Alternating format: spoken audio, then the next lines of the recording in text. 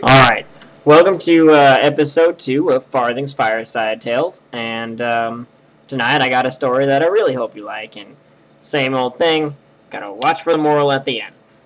Alright, well, a couple years back, me and my buddies again, it's me and Sean and Ryan and Sylvan, same old, and then there's also Daniel there, and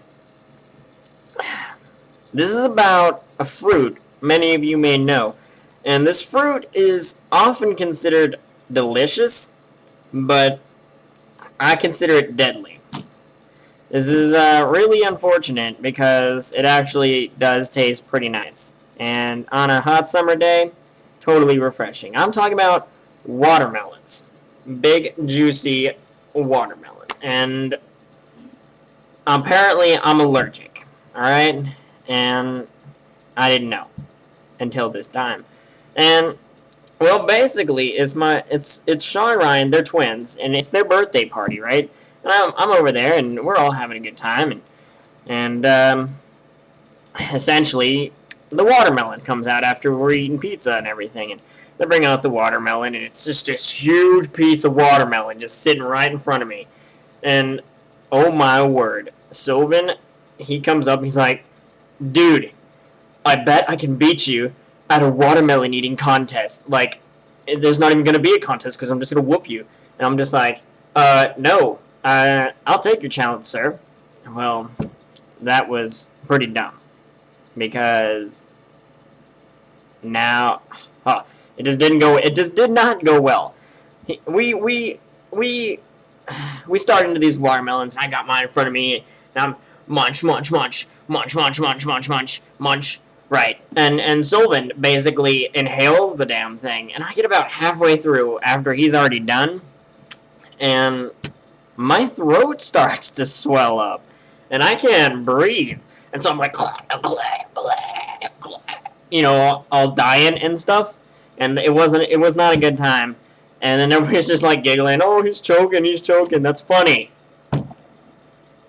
Anyway, yeah, so then I had to take these drugs because their mama is a nurse, and well, anyway, there's all these like anti-allergen drugs in their house, and I take some, and apparently these things make you like really kind of loopy and tired, but I didn't know that. So I go inside, I take these things, and sure enough, after a couple minutes, my throat calms down, and the whole craziness starts to subside. But then all of a sudden, I start to get real tired and kind of pass out on the floor. It's pretty embarrassing, actually, but I don't know. And then this other time, oh my word, me and Sean and Ryan we're over at their house again, and this time I'm not competing in the watermelon eating contest because obviously that would be a bad idea. But anyway, the special rule for this one is no hands, and Sean is the sole competitor. So Sean comes up and he puts his hands behind his back, you know, and he's looking down at this watermelon, and I take his cell phone out, and I got his cell phone in my hand, and I'm holding it for him, and we had just eaten like a crap load of super spicy nachos with deer meat, so delicious going down, but not so great when it comes back up. Anyway, so Sean, he's got his hands behind his back, and he's looking down at this watermelon. He's waiting for me to say go, and he's like getting ready. He's stretching his jaw. He's like, rah, rah, rah. He's just getting ready to go. And so, you know, he's like, all right, you ready, Piers? And I'm like, I'm ready. And he's like, say it. And I'm like, go. And he slams his face down. He just goes, bam! He slams his face in this watermelon. You just hear the smack and a slurp. And then he starts going to town on this watermelon. It is ridiculous. It's absolutely ridiculous. And I'm laughing so hard, and everybody else in the room, Sean's other brothers, Daniel and Ryan, they're laughing so hard. Everybody's just freaking out. And Sean he's just going down on this watermelon, and he comes up and he's looking at me, and he looks at me, and he just goes, "Urgh!" And then like a little chunk of watermelon falls out of his mouth. It was disgusting, but hilarious.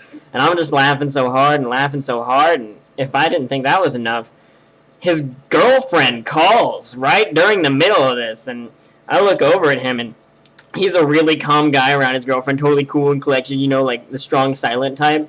And I look over at him, and if she could have seen him right then, I don't know, something about just that whole fact. She's like all crying and upset, being girly, I don't know, emotions, whatever.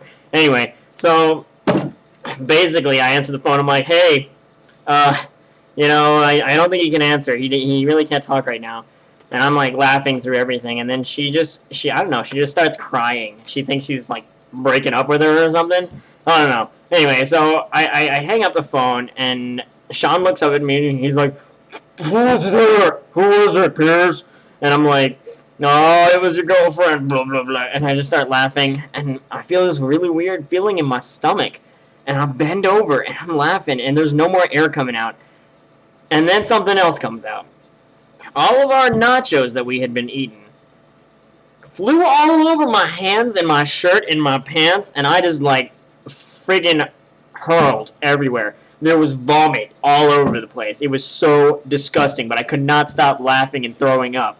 So I'm laughing and throwing up, and there's just this huge mess of nastiness. Everybody's like, oh my god, that's so gross. And basically,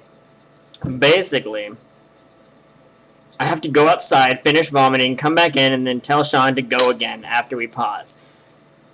It was the most funny moment of my life, and almost the most embarrassing. It was so great. I loved it.